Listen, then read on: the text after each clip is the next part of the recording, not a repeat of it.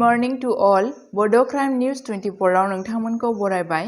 आं नोंथांमोननि anchor S आरो दिनैनि फुंबिलिनि खौरांखौ आं नोंथांमोननि सिगाङाव फरायथिनो लादों। आसा खालामो नोंथांमोना खौरांखौ जोबजासे खोनासंगोन।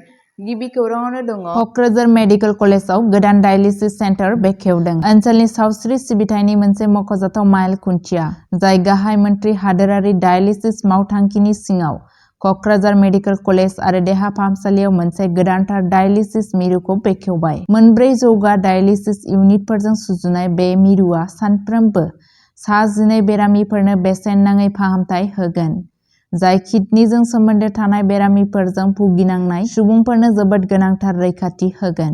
आसामनि केबिनेट मन्थ्रि उरखाव ब्रह्मआ बेखेवनाय हाबाफारिखौ दैदेनदोंमोन आरो मोननो हाथाव सावस्रि जोथोननि गोनांथिनि सायाव गोसो होदोंमोन।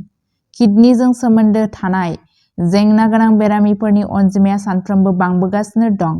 बिनि सिगाङाव क'क्राझाराव डायलिसिस मिरु गैयैनि जाहोनाव बेरामिफोरा फाहामथायनि थाखाय जिल्लानि बायजोआव दावबायनो गोनां जायोमोन, जाय बेसेन गोसा आरो सुबिदा गैयै मोन्नैबोमोन।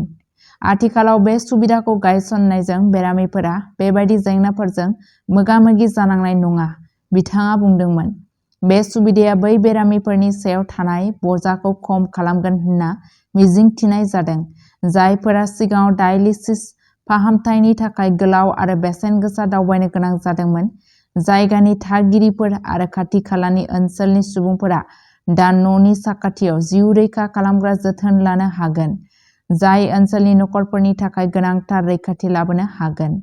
बे जौगानाया सावस्रि जोथोननि खाबुखौ बांहोनो आरो गामियारि सुबुं समाजनि गोनांथार गोनांथिफोरखौ सुफुंनो थाखाय सोरखारनि रादायखौ दिन्थियो। नैथि खौराङावनो दङ तामुलपुराव रिलिफ DBT फालिथायारि राननाय हाबाफारि खुंफुंदों। तामुलपुराव मैया मानगोनां गिबि मन्थ्रि डक्टर हिमन्त बिश्व शर्मानि 12 साननि जौगाथाय हाबाफारिनि बाहागो महरै जौगानायनि मोनसे मख'जाथाव बुब्लि नुनो मोन्दों। सोरखारनि जौगालु बिथांखिनि सिङाव मुलाम्फा मोनग्राफोरनो relief direct benefit transfer DBT आरो बेगर पुन्जि राननो थाखाय मोनसे फालिथायारि हाबाफारि खुंनाय जादोंमोन। मानगोनां गेलेमु आरो लाइमोन अनसाय, माइनरिटि आरो जौगाथाय बिफाननि मन्थ्रि श्रीमती नन्दिता गरलचाया बे फालिथायाव नुजाथिदोंमोन आरो सायख'जानाय मोनगिरिफोरनो मुलाम्फाफोरखौ रानदोंमोन।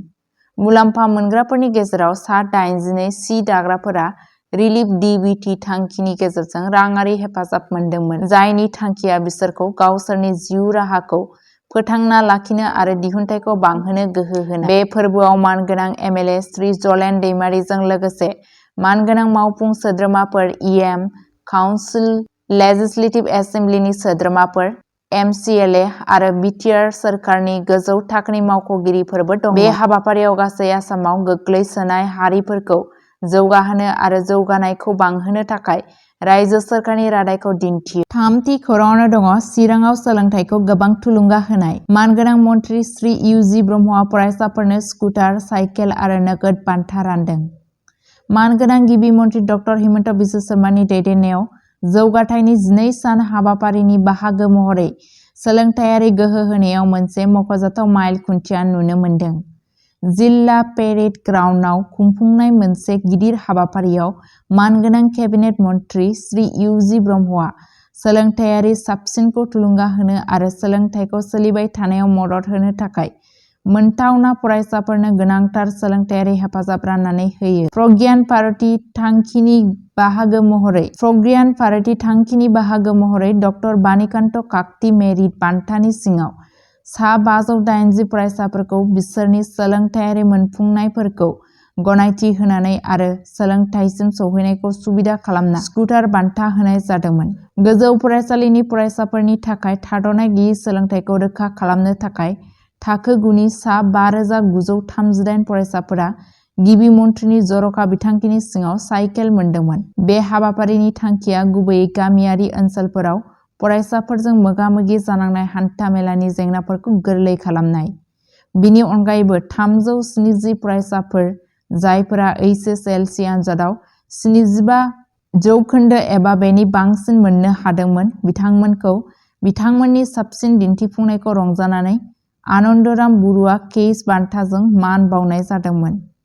बे हाबाफारियाव मानगोनां EM डक्टर धनन्जय बसुमतारी आरो श्री साइकां बसुमतारी, मानगोनां एमएलए श्री निर्मल कुमार ब्रह्म आरो श्री अजय कुमार रेजों लोगोसे गोबां मावख'गिरि आरो सुबुं समाजनि दैदेनगिरिफोरजों लोगोसे गोबां गेदेमा सुबुंफोरा बाहागो लादोंमोन। ब्रैथि खौराङावनो दङ गुवाहाटी पुलिसा फान्डुआव आयेन बेरेखा IMFL हमदों।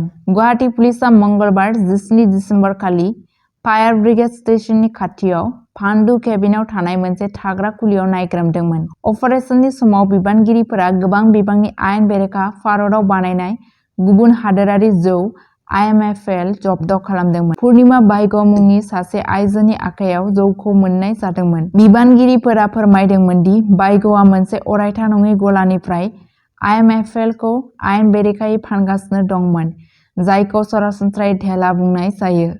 अपारेशननि बाहागो महरै अरायथा नङि गलाखौबो पुलिसआ जब्द खालामदोंमोन। बिबानगिरिफोरा बाइग'नि बेरेखायै आयेनारि राहा लानाय जादों आरो जाथायजों लोब्बा थानाय गुबुन दायनिगिरिफोरखौ हमनो थाखाय आरोबाव नायबिजिरनाया सोलिगासिनो दं। बे नायग्रोमनायखौ जालुकबारी पुलिस थानाया खालामदोंमोन। बाथि खौराङावनो दङ गुवाहाटी मुलुगसोलोंसालिनि केम्पासआव सासे सुबुंनि गोथै देहा मोननो हादों। मंगलबार 17 दिसेम्बर खालि गुवाहाटी मुलुगसोलोंसालिनि केम्पासआव सासे 47 बोसोर बैसोनि सुबुंनि गोथै देहा मोननो हादों। जाथायनि खौराङा फुंनि 9:30 रिंगासोआव जादोंमोन। थैनाय सुबुंनि मुंखौ मइनुल इस्लाम होनना मिथिनाय जादों। रिपर्टनि बादियैब्ला जालुकबारी पुलिस आउटपस्टनि सासे मावख'गिरिया बुंदों दि इस्लामखौ गुवाहाटी मुलुगसोलोंसालिनि खुंथायारि बिल्डिंनि उनथिं फासि नांनाय मोननाय जादोंमोन। बिथाङा केम्पासआव सासे सिकिउरिटि गार्ड महरै खामानि मावगासिनो दंमोन। गिबि नायबिजिरनायनि बादियैब्ला नखरारि नांज्लायनायनि जाहोनाव बिथाङा गावनि जिउखौ फोजोबदोंमोन। आरोबाव नायबिजिरनाया सोलिगासिनो दं। बड' क्राइम निउज 24 खौ नायनायनि थाखाय साबायखर। सानफ्रोमबो बड'लेण्ड आरो बिनि बायजोनि खौरां आरो आपडेटनि थाखाय बड' क्राइम निउज 24 चेनेलखौ अन्नानै नोंथांमोना साबस्क्राइब खालामनानै ला आरो लोगोफोरनोबो शेयार खालामनानै हो।